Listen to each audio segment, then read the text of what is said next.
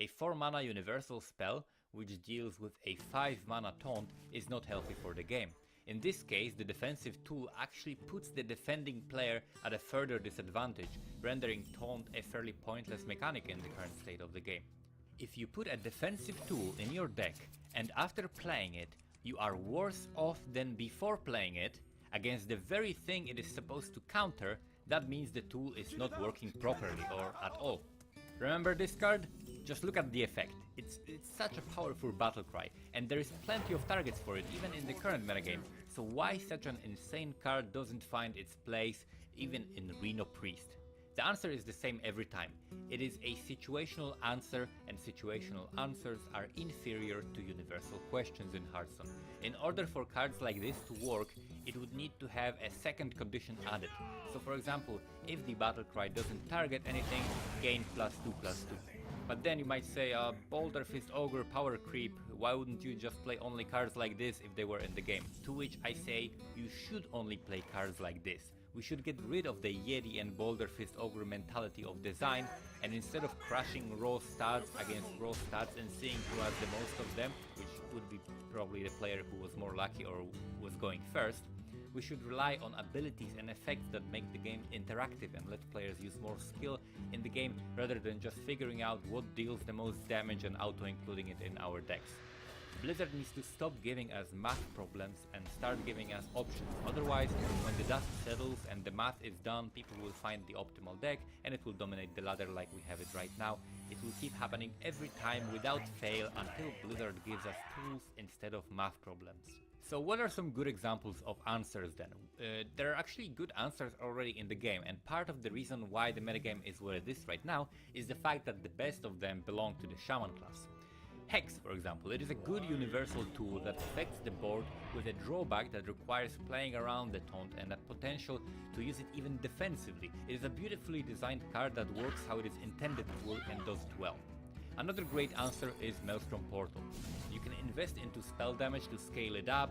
It provides you with a variety of ways to play it proactively. You can save it for a big double spell damage turn, you can play it for tempo to add small body to the board, or you can simply help your minions trade by dealing 1 damage to all enemy minions. Look at the cards on the left side and the cards on the right side. Which cards do you find more interesting to play? All of the cards in the second group are boring, they all do the same thing. They all can also hit your face, which makes them competitively viable. And this leads us to the second fundamental flaw of Hearthstone, which is the default balance of life total, damage and card value. To illustrate what I'm talking about, let's take a look at a common example using a common scenario in current metagame. Minus the part that you'll never meet a hunter on ladder, but it should display the point well. We have the rogue opening with a small time buccaneer because he's going first and he played a threat first. He's already at a big advantage before his enemy can even do anything. The hunter here could choose to coin a 2-drop or save the coin for an important turn later, but what does Blizzard think Hunter should play on turn 2 right now? Trog Beast Rager, which does absolutely nothing, but even if he coined out a Doomsayer, I trade a backstab for it and kill it, leaving my board even stronger than before. If he waits until turn 2 to play a minion, which almost every non-aggro deck will have to do, he goes down to 24. He then plays his minion on turn 2, which if I cannot kill I can simply ignore, because now I've dealt over 1/3 of his life by playing only one mana card. I repeat, I have played only one mana card and my opponent has lost more than 1/3 of his life. Ow. From this point on, he cannot even establish a board with bigger and more expensive minions because I will simply kill him. So he has to trade into my minions, I dictate the pace of the game, and I can keep ignoring the board and just going for the face. Why? Because first of all, I will not run out of cards before he's dead, which means that even if his cards trade 2 for 1, 3 for 1 or whatever, it will simply result in my enemy having more cards in his hand when he dies, which he cannot even play. While I spend my entire hand as fast as I can, essentially going all in with a very small risk, smaller than it should be acceptable. Secondly, his health is now so low that all I need is a charge minion with cold blood and a couple of burn spells and I can sap or kill his taunts without even worrying about giving the enemy card advantage, because most of the time the card advantage will not even come into effect before the game is over. This is why people are forced to play Reno decks, to buy themselves some time to do anything, and even that is often not enough. This is a result of the game lacking a variety of tools to disrupt and swing the tempo, and putting way too much tempo into early drops and weapons. We need way more cards which break the simple rules of curving out, if we want the game to ever get out of this shitty, predictable and bad state. Otherwise, the best early threads will be what dominates and dictates the game, just like it was with Undertaker, Piloted Shredder, Secret Keeper and Mysterious Challenger, Dr. Boom, etc. So what are these cards? What is a good design that would help the game?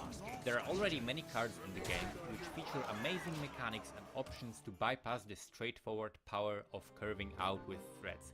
But there are also bad examples, so let me go over some of them. For example, accelerating the tempo needs to be pushed toward later stages of the game. Innervate and Counterfeit Coin are examples of a bad design of tempo acceleration. They give one player the ability to get lucky and run away with the game from a very early turn when the enemy cannot even respond yet, by curving out even harder and faster. This is an example of making the game less fun and interactive. Turn 1 10-10 Edwin is not good for the game. To contrast that, good examples of tempo acceleration are cards like Kun the Forgotten King or Inkmaster Solia.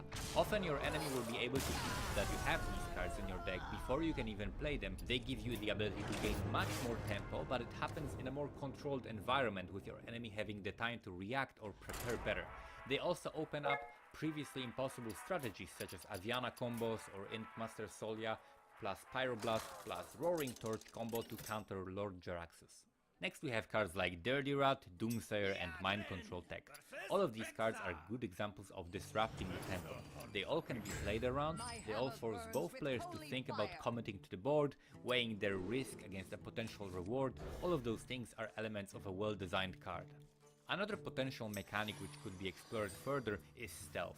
Shade of Naxxramas was a card which would often let me know exactly how good my opponent is by his choice of when to play and reveal it. Conceal is also an incredibly powerful tool, but there are counters to stealth play. For example, Flare is a beautifully designed answer card.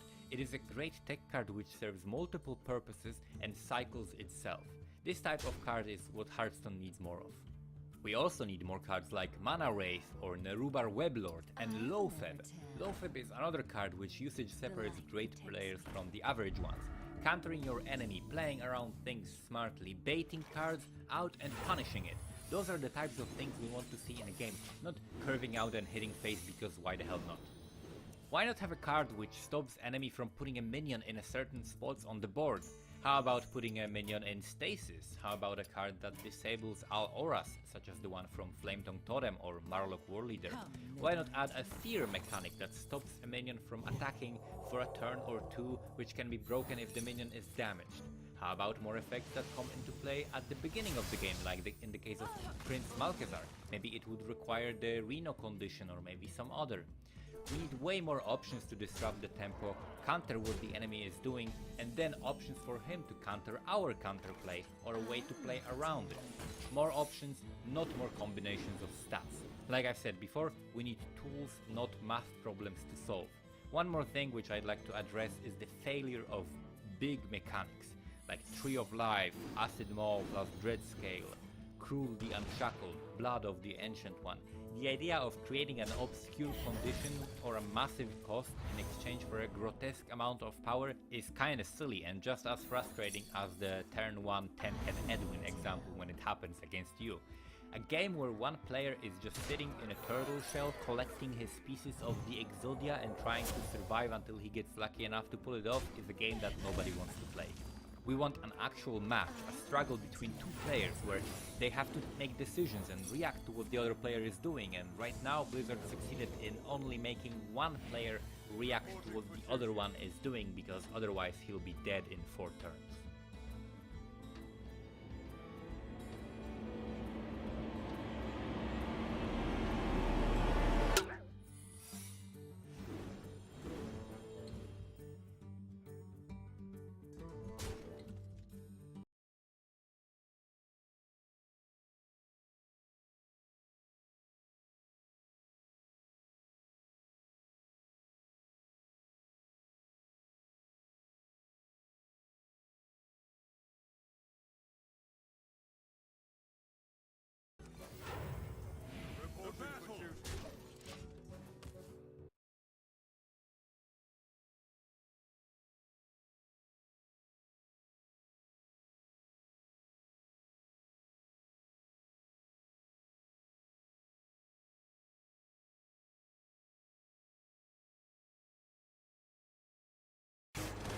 Can a mini ITX motherboard overclock a 7700K in the dead heat of an Aussie summer at 5.1 GHz?